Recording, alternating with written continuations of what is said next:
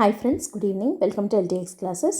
మనం daily Hindu news పేపర్లో వచ్చే ఇంపార్టెంట్ ఆర్టికల్స్ని prelims and mains point of వ్యూలో డిస్కస్ చేసుకుంటున్నాం కదా తెలుగు మీడియంలో. సో ఆ సిరీస్లో భాగంగా ఈరోజు హిందూ న్యూస్ పేపర్లో వచ్చినటువంటి important articles prelims and mains point of వ్యూలో చూద్దాము. సో ఈరోజు అంటే హిందూ న్యూస్ పేపర్లో 30th January వచ్చినటువంటి ఆర్టికల్స్ ఏమేమి ఉన్నాయి, అవి మనం ప్రిలిమ్స్కి అయితే ఎలా చదవాలి, మెయిన్స్కి అయితే ఎలా చదవాలి అని చెప్పి డిస్కస్ చేద్దాం. Okay, so before going to start the session today ఒక important announcement from LTX classes ఏంటంటే, యూపీఎస్సీ ఇన్ఫినిటీ అనే ప్రోగ్రామ్ కింద మీకు ఆన్లైన్లో కానీ ఆఫ్లైన్లో కానీ క్లాసెస్ని సబ్స్క్రైబ్ చేసుకోవాలి అని అనుకుంటున్నట్టయితే, దెన్ ఆఫ్లైన్ అయితే మీరు వైజాగ్ బ్రాంచ్లో వచ్చి క్లాసెస్ని తీసుకోవచ్చు. ఆర్ మీరు ఆన్లైన్లో కనుక వినాలి అనుకుంటున్నట్టయితే లైవ్ అండ్ రికార్డెడ్ క్లాసెస్ మీకు ఇవ్వడం జరుగుతుందన్నమాట. సో ఈ యూపీఎస్సీ ఇన్ఫినిటీ ప్రోగ్రాంలో మీకు GS prelims and mains, NCERT foundation, current affairs, CSAT, ప్రిలిమ్స్కి సంబంధించినటువంటి టెస్ట్ సిరీస్ అండ్ మెయిన్స్కి సంబంధించిన ఆన్సర్ రైటింగ్ ప్రోగ్రామ్, ఇవన్నీ కూడా ఒక హోల్సమ్ ప్యాకేజ్ లాగా మీకు ఇవ్వడం జరుగుతుంది. సో దీని ఫీజు వచ్చేసి ఓన్లీ 80,000 రూపీస్ మాత్రమే. అండ్ ఇది కూడా మీరు అట్ ఎ టైం పే చేయాల్సిన అక్కర్లేదు. మీరు ఎవ్రీ మంత్ కొంతలాగా 8,000 రూపీస్ పర్ మంత్ లాగా అట్లా మీరు పే చేసుకోవచ్చు అనమాట. సో ఇది చాలా హెల్ప్ఫుల్గా ఉంటుంది స్టూడెంట్స్కి. అండ్ దాంట్లో కూడా ఇంకొక బెనిఫిట్ ఏంటి అంటే, మీకు ఈ కోర్స్ అనేది లైఫ్ టైం వ్యాలిడిటీ తోటి ఇవ్వడం జరుగుతుంది. అంటే మీరు ఒక్కసారి కోర్స్కి సబ్స్క్రైబ్ చేసుకున్నట్టయితే మీరు ఎన్ని నెంబర్ ఆఫ్ అటెంప్ట్స్కైనా కూడా మీరు దీన్నే యూటిలైజ్ చేసుకోవచ్చు without paying any additional fee. అలానే ఓల్డ్ క్లాసెసే కాకుండా మీకు అప్డేటెడ్ కరెంట్ అఫైర్స్ క్లాసెస్కి కానీ మిగతా అన్నిటికీ కానీ యాక్సెస్ అనేది ఉంటుందన్నమాట. సో అండ్ ఇంకొక బెస్ట్ థింగ్ ఏంటి ఇక్కడ అంటే, మీకు ఎల్టీఎక్స్ క్లాసెస్ ఇప్పుడు యూపీఎస్సీ ఇన్ఫినిటీ ప్రోగ్రామ్ని తెలుగు మీడియంలో కూడా ప్రొవైడ్ చేయడం జరుగుతుంది. సో మీరు తెలుగు మీడియంలో కనుక సివిల్స్కి ప్రిపేర్ అవ్వాలి అని అనుకుంటున్నట్టయితే ఈ యూపీఎస్సీ ఇన్ఫినిటీ అనే ప్రోగ్రామ్ మీకు చాలా బెస్ట్. తెలుగు మీడియంది తీసుకుంటే చాలా హెల్ప్ అవుతుంది. బికాస్ ఎక్స్పర్ట్ తెలుగు మీడియం ఫ్యాకల్టీతోనే చెప్పించడం జరుగుతుంది. అండ్ దట్టు కంటెంట్ అంతా కూడా మీకు ప్యూర్ తెలుగు మీడియం కంటెంటే ఇవ్వడం, నోట్స్గా కూడా ప్రొవైడ్ చేయడం జరుగుతుందన్నమాట. సో కాబట్టి ఇది మీకు చాలా హెల్ప్ఫుల్గా ఉంటుంది. అండ్ నాట్ ఓన్లీ యూపీఎస్సీ, మీరు ఏపీఎస్సీ గ్రూప్ 1 ఆర్ గ్రూప్ 2కి ప్రిపేర్ అవుతున్నా కూడా తెలుగు మీడియంలో మీరు దానికి సంబంధించిన కోర్సెస్ కూడా మీకు ఎల్టీఎక్స్లో అవైలబుల్గా ఉన్నాయి. సో దీనికి సంబంధించి మీకు ఏదన్నా ఇంకా ఏమేమి కోర్సెస్ ఉన్నాయి అని తెలుసుకోవాలి అని అనుకుంటున్నట్టయితే దెన్ ఎల్టీఎక్స్ క్లాసెస్ యాప్ని డౌన్లోడ్ చేసుకోండి. ఆర్ మీకు ఈ కోర్స్కి సంబంధించి ఇంకేమైనా ఫర్దర్గా క్లారిఫికేషన్స్ కావాలన్నా, డెమో వీడియోస్ ఏమైనా వినాలి అని అనుకున్నా, ఫీ రిలేటెడ్ పర్టికులర్స్ ఇంకా కావాలి అనుకున్నా కూడా ఈ నెంబర్ని కాంటాక్ట్ చేయండి. మేడం మీకు ఏ డౌట్స్ ఉన్నా కూడా క్లారిఫై చేయడం జరుగుతుంది. ఓకే, సో అది ఈరోజు హిందూ న్యూస్ పేపర్లో అంటే 30th January ఈరోజు హిందూలో వచ్చినటువంటి ఇంపార్టెంట్ ఆర్టికల్స్ ఏంటి అనేది చూస్తే, మనకి ఇది బడ్జెట్ సెషన్ స్టార్ట్ అవబోతుంది. అంటే బడ్జెట్ రిలీజ్ చేయబోతున్నారు కదా, యూనియన్ బడ్జెట్. కాబట్టి మనకి బడ్జెట్ కన్నా ముందు ఎకనామిక్ సర్వేని రిలీజ్ చేయడం జరుగుతుంది సెంట్రల్ గవర్నమెంట్. సో ఆ ఆర్థిక సర్వేని రిలీజ్ చేశారనమాట. దానికి సంబంధించిన న్యూసే ఈరోజు మొత్తం పేపర్లో ఉన్నటువంటి న్యూస్. సో ఆ ఆర్థిక సర్వే రిలేటెడ్గా వచ్చిన ఆర్టికల్స్ అన్నిటినీ ఒక ఫుల్ లెంత్ ఒకటే ఆర్టికల్గా మార్చుకొని మనం ఇప్పుడు డిస్కస్ చేద్దాం. ఓకే, సో మొత్తము ఎకనామిక్ సర్వే చెప్పినటువంటి పాయింట్స్ విడివిడిగా చాలా ఆర్టికల్స్ రూపంలో వచ్చింది. మనం వాటిని అన్నింటినీ కలుపుకొని ఒకటే ఆర్టికల్ కింద మనం ఇప్పుడు కాంప్రహెన్సివ్గా డిస్కస్ చేద్దాం. ఓకే, సో ఫస్ట్ ఇక్కడ మనకి హెడ్డింగ్ ఏమని ఉంది అనంటే, ఆర్థిక సర్వే 2025-26 వివేకంతో కూడిన వృద్ధి, సుస్థిరతతో కూడిన సంక్షేమం. ఇది ఈసారి థీమ్ లాగా అనమాట. ఎకనామిక్ సర్వే యొక్క థీమ్ ఏంటి 2025-26కి గాను ఏంటి అనంటే, వివేకంతో కూడిన వృద్ధి, సుస్థిరతతో కూడిన సంక్షేమం. సో ఇప్పుడు దీనికి గాను మొత్తం ఆర్థిక సర్వేలో డిస్కస్ చేసినటువంటి చర్చించినటువంటి అంశాలు ఏంటి, అసలు ఇది న్యూస్లో ఏమేమి కవర్ అయ్యాయి అనేది చూద్దాం. 2025-26 ఆర్థిక సర్వే భారత ఆర్థిక వ్యవస్థపై జాగ్రత్తతో కూడిన సంస్కరణల వైపు మొగ్గు చూపే అంచనాను అందించింది. అంటే సంస్కరణలను తీసుకొని రావాలి మన ఆర్థిక వ్యవస్థలో. ఆ సంస్కరణలు ఎలా ఉండాలి, జాగ్రత్తతో కూడుకున్నవి అయి ఉండాలి. అండ్ వృద్ధి, ఉపాధి, వ్యవసాయము, సామాజిక సూచికలు మరియు ఆర్థిక ఏకీకరణలో పురోగతిని గుర్తిస్తూనే సుస్థిరతకు సంబంధించిన తీవ్రమైన ఆందోళనలను లేవనెత్తింది. ముఖ్యంగా షరతులు లేని నగదు బదిలీలు, రాష్ట్రాల ఆర్థిక స్థితిగతులు, పట్టణ పాలన, విద్యారంగంలో ఉన్నటువంటి లోపాలు, శ్రామిక అనిశ్చితి, మరియు డిజిటల్ వ్యసనం లాంటి సామాజిక ముప్పుల గురించి హెచ్చరించింది. ఇక్కడ ఓవరాల్గా ఆర్థిక సర్వే వేటిని గురించి డిస్కస్ చేసింది అనేది మాట్లాడుతున్నారు. కొన్ని మంచి విషయాలు ఏమని చెప్పింది, వృద్ధి గురించి, ఉపాధి గురించి, వ్యవసాయము, సామాజిక సూచికలు, ఆర్థిక ఏకీకరణల్లో పురోగతి ఉంది అని చర్చించింది. దాంతోపాటు వాటిని గుర్తిస్తూనే ఇంకా కొన్ని విషయాలలో హెచ్చరించింది. వేటిల్లో అంటే కొన్ని ఆందోళనలు ఏమున్నాయని చెప్పింది అని అంటే, షరతులు లేని నగదు బదిలీలు మనం విపరీతంగా చూస్తున్నాం. ఈ నగదు బదిలీ పథకాలు పెరిగిపోతున్నాయి. సో ఆ నగదు బదిలీలు షరతులే లేకుండా అన్కండిషనల్ క్యాష్ ట్రాన్స్ఫర్స్ అంటామన్నమాట వీటిని. సో ఈ షరతులు లేని నగదు బదిలీలు, తర్వాత రాష్ట్రాల యొక్క ఆర్థిక స్థితిగతులు. ఈ రాష్ట్రాల ఆర్థిక స్థితిగతులు చాలా ఘోరంగా తయారవుతున్నాయి. రాష్ట్రాల యొక్క ఆర్థిక పరిస్థితి చాలా అన్యాయంగా ఉందన్నమాట. సో వాటి యొక్క ఆర్థిక పరిస్థితులు, తర్వాత పట్టణ పాలన ఎంత అధ్వానంగా ఉంటున్నాయి పట్టణ పాలన, తర్వాత విద్యారంగంలో ఉన్నటువంటి కొన్ని లోపాలు, తర్వాత శ్రామిక అనిశ్చితి, తర్వాత డిజిటల్ వ్యసనం, ఇది పెరిగిపోతుంది డిజిటల్ వ్యసనం అనేది. సో ఇట్లాంటి అన్ని సామాజిక ముప్పుల గురించి కూడా ఆర్థిక సర్వే చర్చించింది అని చెప్పి ఇది ఓవరాల్గా జిస్ట్ లాగా చెప్పుకుంటున్నాం. సో ఇక్కడ మెయిన్ ఆర్థిక సర్వే చెప్తున్నటువంటి అంశం ఏంటి అని అంటే, భారత్ ఇప్పుడు స్వల్పకాలిక ఉపశమనం నుండి దీర్ఘకాలిక సామర్థ్య పెంపుదల వైపుగా మళ్ళాలి అని అంటోందనమాట. అంటే స్వల్పకాలికంగా ఉపశమనం ఉంటే సరిపోదు, మనము లాంగ్ టర్మ్లో చూడాలి. లాంగ్ టర్మ్ కెపాసిటీ బిల్డింగ్, దీర్ఘకాలిక సామర్థ్య పెంపుదల మీద భారతదేశం ఇప్పుడు దృష్టి పెట్టాల్సిన అవసరం ఉంది అని అంటున్నాం. దాంట్లో భాగంగానే ఈ విద్యారంగంలో ఉండే లోపాలు, తర్వాత డిజిటల్ వ్యసనం వల్ల యువత చెడిపోవడము, ఇట్లాంటివన్నీ లాంగ్ టర్మ్ కెపాసిటీ బిల్డింగ్కి, దీర్ఘకాలిక సామర్థ్య పెంపుదలకు అడ్డంకులుగా ఉన్నాయి అని చెప్పి ఆర్థిక సర్వే మాట్లాడుతోందనమాట. సో వాటిల్లో ఇప్పుడు 1 by 1 డిస్కస్ చేద్దాం. ఒక్కొక్క దానికి ఒక్కొక్క ఆర్టికల్ లాగా వచ్చింది. దాంట్లో మనం అనవసరమైన పాయింట్స్ అన్నీ తీసేసి ఎగ్జామ్కి మనకి దేనికి ఎంత ఇంపార్టెంటో అంతే చూద్దాం. ఓకే, ఫస్ట్ వన్ వచ్చేసి షరతులు లేని నగదు బదిలీలు, అన్కండిషనల్ క్యాష్ ట్రాన్స్ఫర్స్ అన్నాం కదా, యూసీటీస్. సో వీటి వల్ల ఏమవుతుంది అని అంటోంది ఆర్థిక సర్వే అంటే, స్వల్పకాలిక ఉపశమనం ఉంటుంది కానీ దీర్ఘకాలికంగా ముప్పు ఉంటుంది అని అంటున్నాం. ఎందుకు, మన ఆర్థిక పరిస్థితి చాలా దారుణంగా దెబ్బతింటుంది కాబట్టి. సో అప్పటికప్పుడు బాగానే ఉంటుంది ఉపశమనమే, కానీ అట్లా నగదు బదిలీలు చేసుకుంటూ పోతే ఏమవుతుంది అనేది ఇక్కడ ఉంది చూడండి. రాష్ట్రాలలో వేగంగా విస్తరిస్తున్న షరతులు లేని నగదు బదిలీల ధోరణిని సర్వే చాలా బలంగా ఎత్తు చూపింది.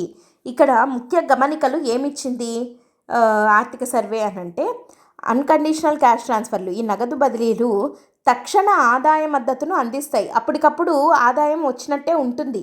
ముఖ్యంగా మహిళలకు ప్రాథమిక అవసరాలు తీర్చుకోవడానికి, ఆరోగ్య ఖర్చులకు మరియు అప్పులు తీర్చుకోవడానికి ఇవి సహాయపడుతున్నాయి.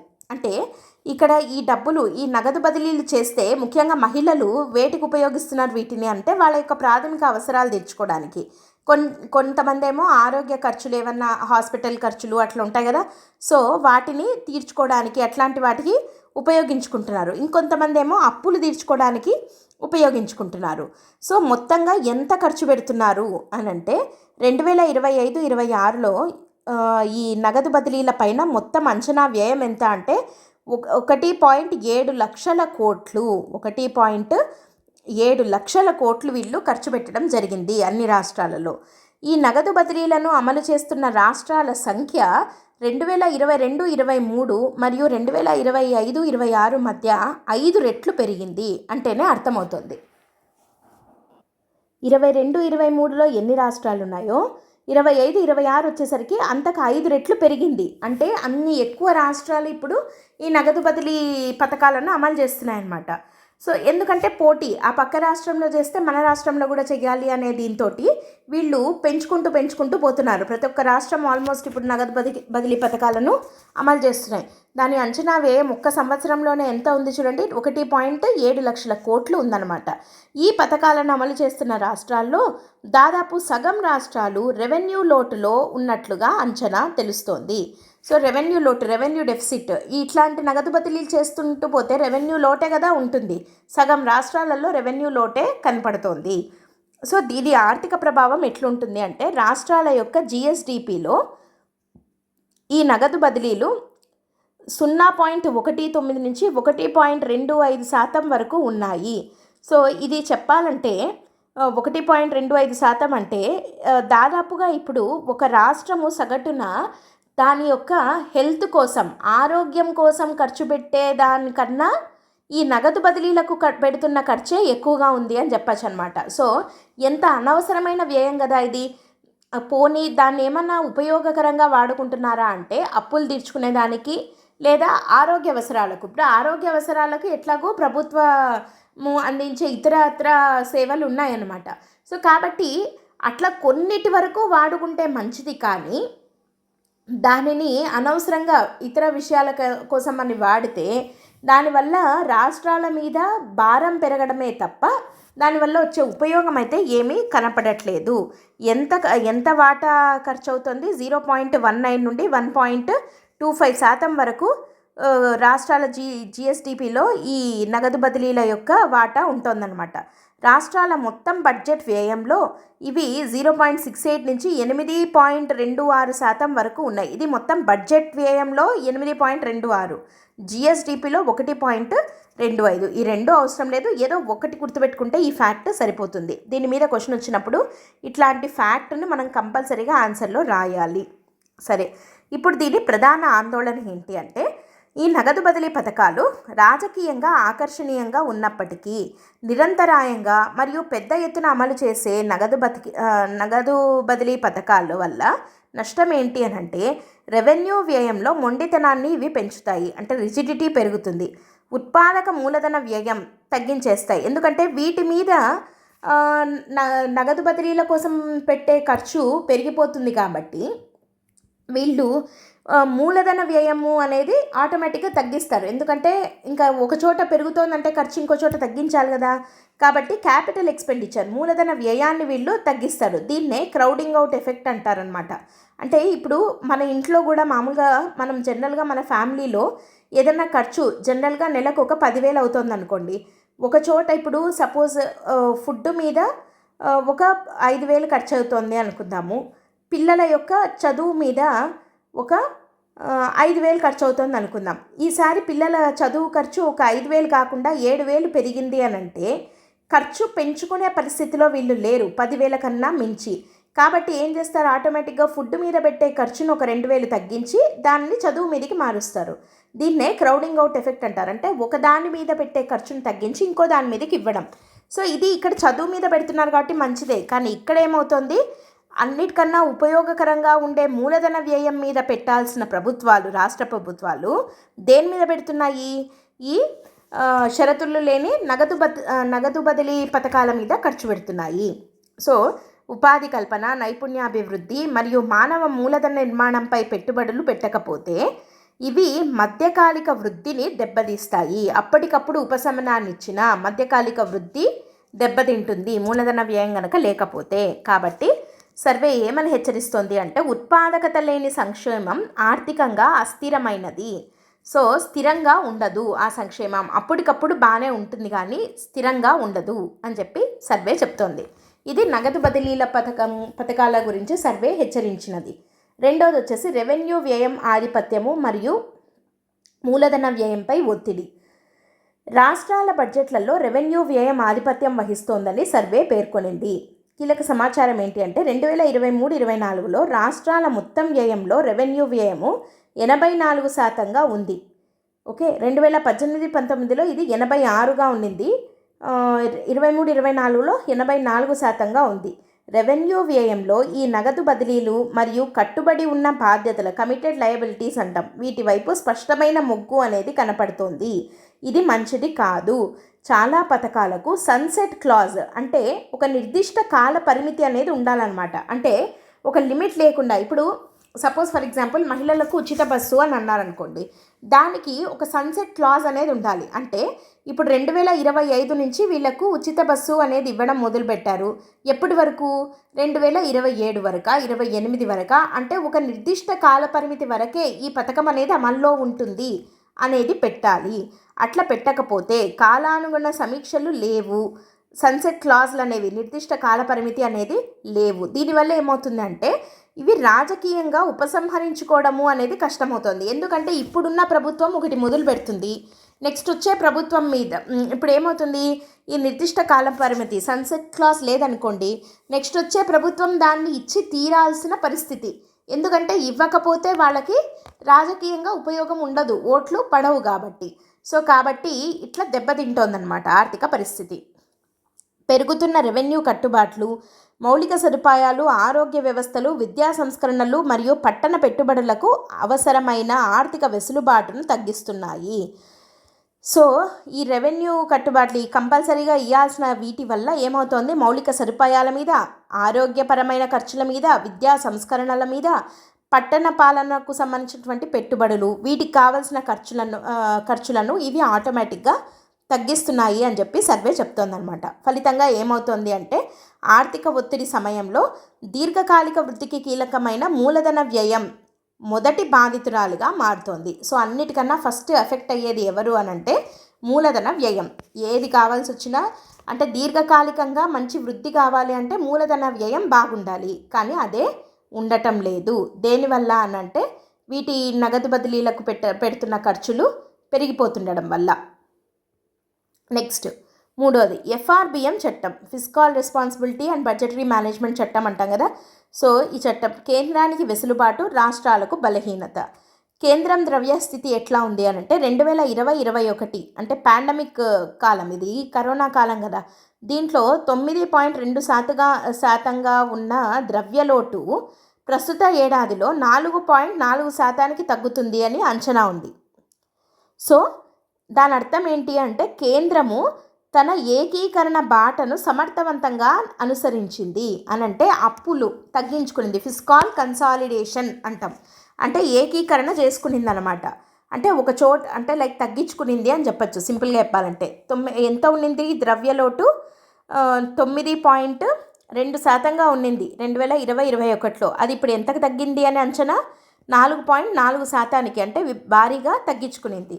సో ప్రపంచ అనిశ్చితి మరియు భౌగోళిక రాజకీయ ఉద్రిక్తతల దృష్ట్యా కేంద్రానికి ఎఫ్ఆర్బిఎం లక్ష్యాలలో తాత్కాలిక సడలింపును సర్వే సమర్థించింది. అయినప్పటికీ 2003 ఎఫ్ఆర్బిఎం చట్టం ప్రకారము ద్రవ్యలోటు ఎంత ఉండాలి అంటే 3% మాత్రమే ఉండాలి, కానీ ఇప్పుడు ఎంత ఉంది 4.4%. సో ఈ లక్ష్యానికి 2003 నుంచి కేవలం ఒక్కసారి మాత్రమే సాధించడం విశ్వసనీయతను తగ్గిస్తోంది.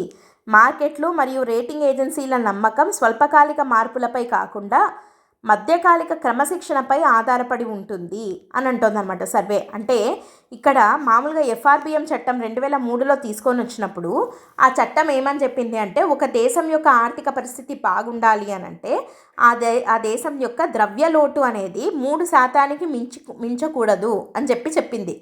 కానీ ప్రస్తుతం మనం తగ్గింది అని అంటున్నాం 9.2% నుంచి 4.4కు, కానీ స్టిల్ అది 4.4 అనేది 3 కన్నా ఎక్కువే కదా. సో కాబట్టి ఎక్కువే ఉంది, దాన్ని కూడా మనం తగ్గించుకోవాలి. అంటే ఆర్థిక క్రమశిక్షణ అనేది చాలా అవసరము అని చెప్తున్నాం. దేనికి అవసరము అని అంటే మార్కెట్లు, మనకు విదేశీ మార్కెట్లు కానీ రేటింగ్ ఏజెన్సీలు కానీ మన దేశం పట్ల ఉన్న ఆర్థిక వ్యవస్థ పైన నమ్మకం అనేది తగ్గిపోతుందన్నమాట. ఎందుకు అనంటే ఈ మనకు క్రమశిక్షణ సరిగ్గా లేదు, ఎందుకంటే ఈ ద్రవ్యలోటును మనము చెప్పినంత మెయింటైన్ చేయలేకపోతున్నాము అనేది ఉంటుంది కాబట్టి. నెక్స్ట్ ఫోర్త్ది రాష్ట్రాల ఆర్థిక స్థితిగతులు ఆందోళనకరమైన క్షీణత. కేంద్రం కంటే రాష్ట్రాల ఆర్థిక పరిస్థితిపై సర్వే ఇంకా తీవ్రమైన ఆందోళన వ్యక్తం చేసింది. ఇందాక కేంద్రం పైన ఆల్రెడీ ఆందోళన వ్యక్తం చేసింది, కానీ రాష్ట్రాల విషయం ఇంకా ఘోరంగా ఉంది అని అంటోందన్నమాట. ఏమైంది, రెవెన్యూ మిగులు ఉన్న రాష్ట్రాల యొక్క సంఖ్య 2018-19లో 19 ఉన్నింది రెవెన్యూ మిగులు ఉన్నవి. అవి 2024-25కి వచ్చేసరికి 11కు పడిపోయాయి అన్నమాట. సో కాబట్టి రాష్ట్రాల ఆర్థిక పరిస్థితి ఘోరంగా తయారైంది. అంటే మిగులు ఉన్న రాష్ట్రాలు కేవలం 11 మాత్రమే, అంటే మిగతా అన్ని రాష్ట్రాలు రెవెన్యూ లోటుతో ఉన్నాయి అని చెప్తున్నాం. ఇప్పుడు దీనికి ఇందాక మనం పైన ఒక ఫ్యాక్ట్ చెప్పుకున్నాం, ఏంటి, ఈ నగదు బదిలీలవి 5 రెట్లు పెరిగాయి అని చెప్పి అమలు చేస్తున్నటువంటి రాష్ట్రాలు. సో దానికి దీనికి సరిగ్గా సరిపోయింది చూడండి. అమలు చేస్తున్నటువంటి రాష్ట్రాలు 5 రెట్లు పెరిగాయి కాబట్టి 5 రెట్లు పెరిగాయి కాబట్టే ఈ రెవెన్యూ మిగులున్నటువంటి రాష్ట్రాల సంఖ్య 19 నుంచి 11కు తగ్గిపోయింది అని చెప్పచ్చు. రాష్ట్రాల ఉమ్మడి రెవెన్యూ లోటు జీడిపిలో ఎంత ఉంది అని అంటే 0.1% ఉన్నది 0.7%, 0.7% పెరిగింది. సో మొత్తం రాష్ట్రాల యొక్క ఉమ్మడి రెవెన్యూ లోటు మన భారతదేశ జీడిపిలో ఎంత అంటే 0.7%. ఇది చాలా చాలా చాలా ఇంపార్టెంట్ ఫ్యాక్ట్. నెక్స్ట్, దీనికి కారణాలు ఏంటి అని అంటే తక్కువ ఆదాయ సమీకరణ, పెరిగిపోతున్న నగదు బదిలీలు మరియు అధిక కట్టుబడి ఉన్నటువంటి వ్యయాలు. సో ఆర్థిక సర్వే ఏమని హెచ్చరించింది అని అంటే రాష్ట్రాలు ఒక క్లిష్టమైన ఎంపికను ఎదుర్కొంటున్నాయి. నేటి ఆర్థిక సంక్షేమమా లేదా రేపటి బలహీనమైన వృద్ధా?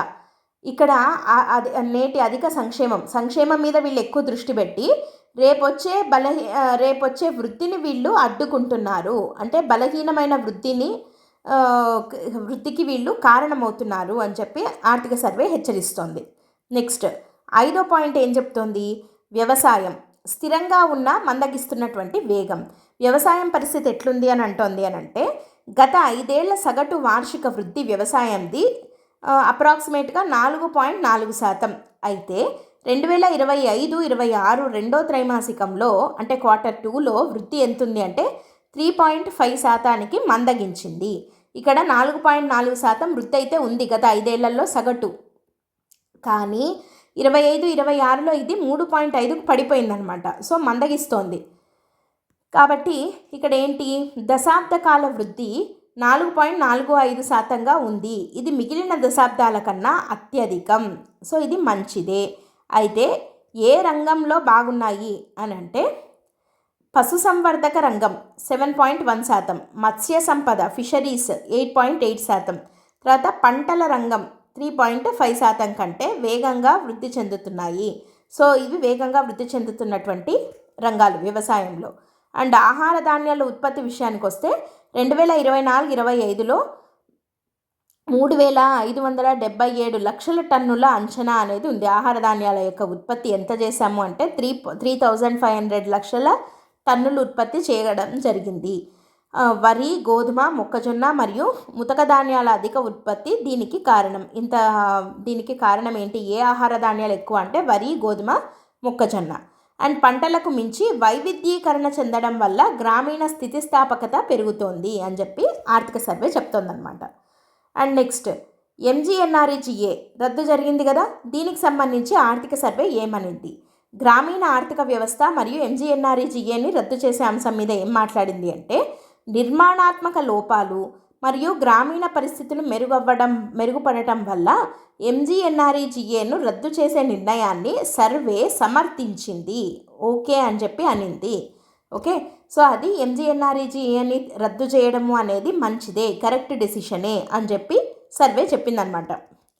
MGNREGA గురించి మనం ఆల్రెడీ దీని రద్దు దాని ప్లేస్లో ఏమొచ్చింది, ఆ గ్రామ్ బిల్ అని వచ్చింది కదా. సో దాని గురించి మనము వికసిత్ భారత్ GRAM బిల్ గురించి మనం ఆల్రెడీ చెప్పుకున్నాము. ఇక్కడ ఏంటి అంటే MGNREGA డిమాండ్ క్రమంగా తగ్గింది.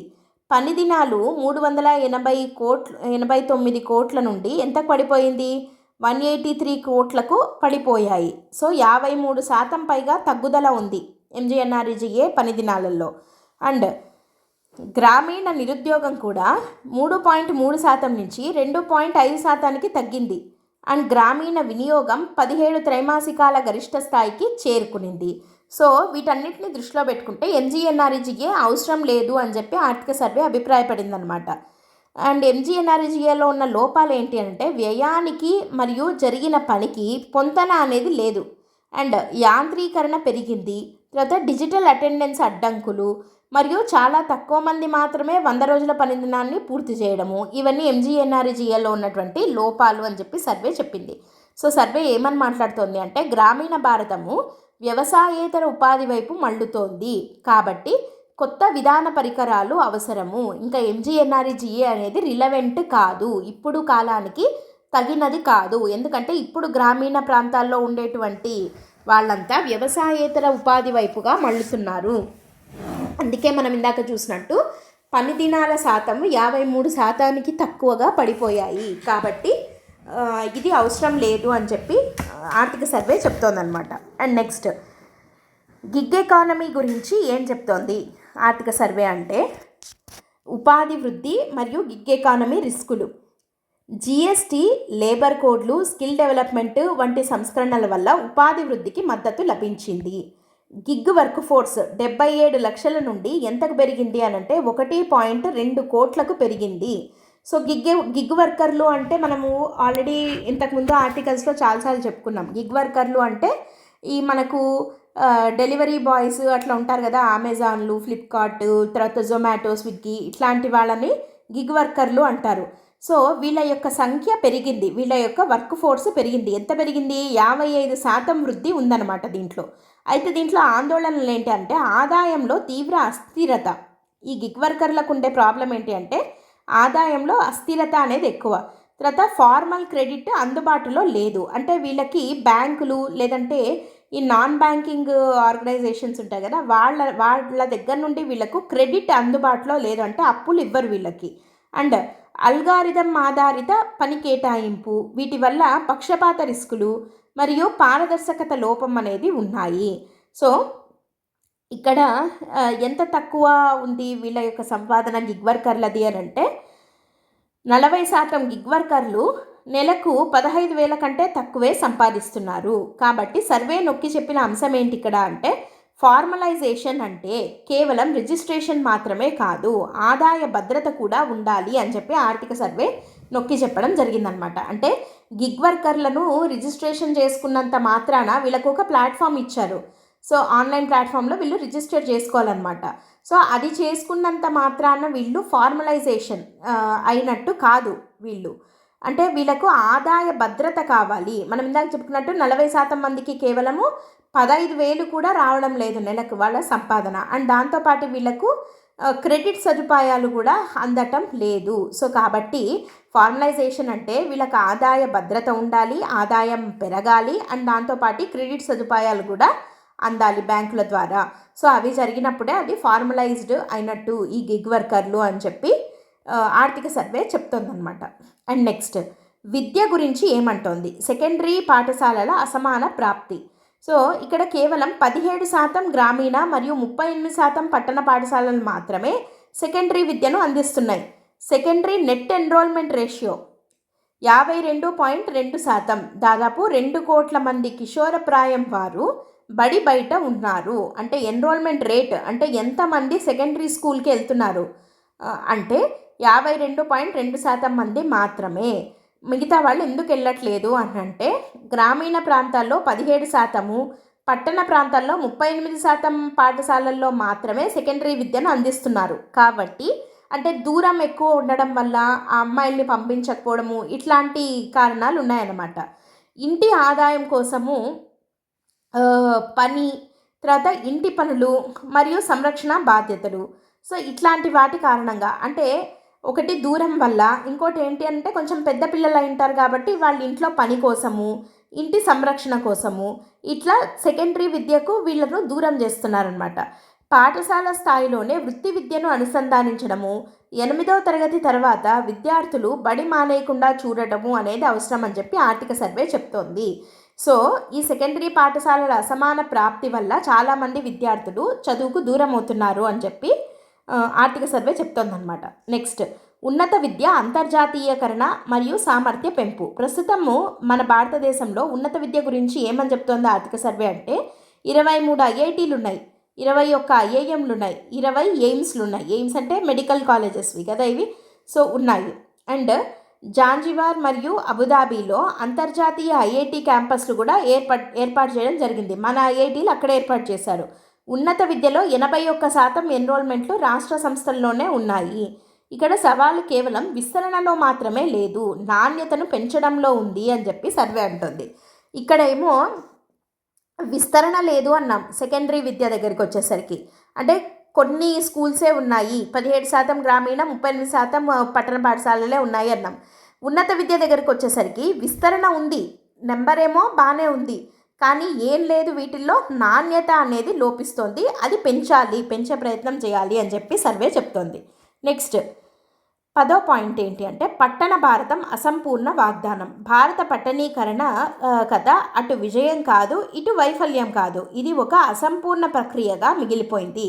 అట్లా ఫెయిల్యూరు అనలేము, ఇట్లా సక్సెస్ అనలేమన్నమాట. దీంట్లో ఉన్న ప్రధాన సవాళ్ళు ఏంటి అంటే సుదీర్ఘ ప్రయాణాలు, అస్థిర సేవలు, సొంత వాహనాలపై మితిమీరిన ఆధారపడ్డము, గృహాల కొరత.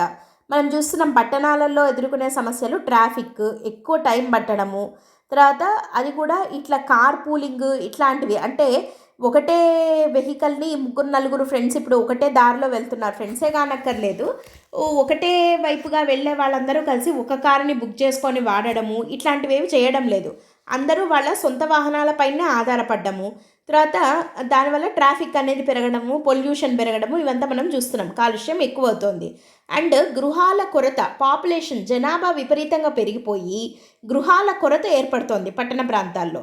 సో కాబట్టి ఏం చేయాలి, ఇంకా ఏం సమస్యలు ఉన్నాయి, మెట్రోపాలిటన్ పాలనలో విభజన, నగరాలకు ఆర్థిక స్వయం ప్రతిపత్తి లేకపోవడం, ఇవి అతిపెద్ద సమస్యలు. అందుకనే మన పట్టణ భారతం ఒక అసంపూర్ణ వాగ్దానం అంటున్నాం. అటు విజయము కాదు, ఇటు వైఫల్యము కాదు. నగరాలు విస్తరణ నుండి విశ్వసనీయత, సమర్థత వైపు మళ్ళాలి అని చెప్పి ఆర్థిక సర్వే చెప్తోంది.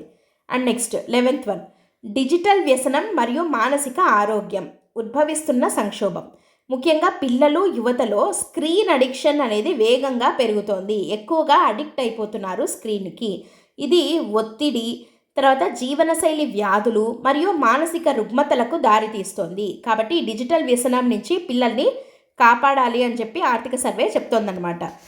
దానికోసం ఏం సిఫార్సులు చేస్తుంది అంటే పాఠశాలల్లో తప్పనిసరిగా శారీరక శ్రమ అంటే ఫిజికల్ ఎక్సర్సైజ్, తర్వాత సైబర్ భద్రతా విద్య అంటే సైబర్ నేరాలకు వీళ్ళు గురి కాకుండా దానికి సంబంధించినటువంటి సూచనలు ఇవ్వడము, తర్వాత పేరెంటల్ ట్రైనింగ్, ముఖ్యంగా తల్లిదండ్రులకు వీళ్ళు ట్రైనింగ్ ఇవ్వాలి వాళ్ళ పిల్లలు అంత అడిక్ట్ అవ్వకుండా చూసుకునేలాగా.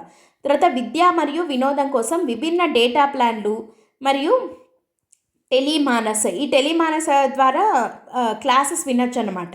సో అట్లాంటి వాటికి ఉపయోగించుకోవాలి అని చెప్పి ఆర్థిక సర్వే చెప్తోంది.